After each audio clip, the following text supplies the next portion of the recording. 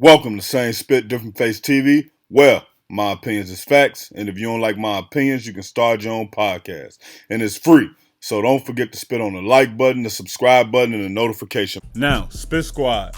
Breaking. Feds just unsealed a 43-count grand jury indictment against Big U and other Rolling 60 members, including loose cannon. Allegations include murder, extortion, fraud, and tax crimes. Now, when we look at this situation, I believe that this was just unsealed because they wasn't ready to pick him up. If y'all remember in the Lil Durk situation, they basically tried to say or allege that he was trying to flee the country. They said that he had booked 3 jets and they called him on his way to one. They basically ended up calling the judge and saying, hey, judge, this guy that we have this complaint on, it appears that he's trying to get away. He's trying to leave the country. We need a warrant to arrest him right now so he doesn't go anywhere. So I believe that's what ended up happening with the Big U situation. So Whack 100 basically came out with the information online. You heard the mother saying, yo, Big U DNA was found on my son, allegedly. That's what the mother said.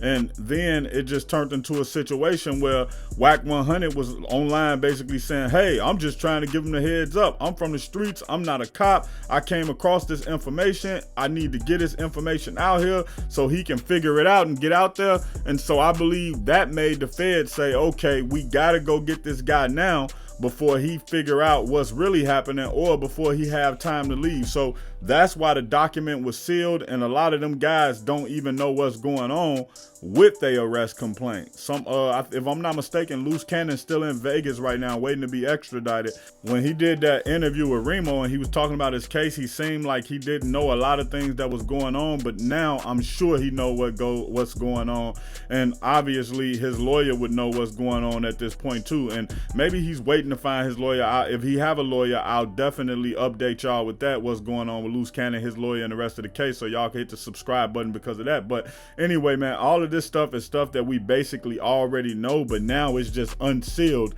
because I believe they picked Big U up early. I believe they picked him up earlier than they wanted to. Once Whack 100 spilled the beans, they was like, you know what, we got to get out here before he get out of the country or before he do something more drastic. Because so one thing y'all have to understand about if somebody is snitching on you, once you actually get your paperwork, or once you actually see the complaint, you able to read it, you able to say, oh, they talking about the time I went to the studio.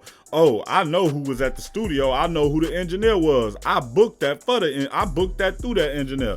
Okay, I told some people to leave out the studio. How would they know that? Oh, I remember telling X, Y, and Z to leave the studio, and we was the only ones there. So if somebody else know, either they told the police or they told somebody who told the police. So that's how you start piecing that stuff together. So what the feds want to do is they want to start picking people up and seeing who they can turn, and also protecting the people who have already turned, because they don't want them people out on the streets, maybe somebody rolling up to their house, maybe somebody catching them and doing something to them. So in my opinion, I'm thinking what they want to do is get them in a secure location, maybe get their statement written out, so now it's an official statement, it got their signature on it, and the people will still come to court and cooperate and testify. But if they don't, or if they not able to come to court and testify for whatever reason, the feds will still have maybe a video confession of what happened, or maybe a written confession of what they said, or maybe even both.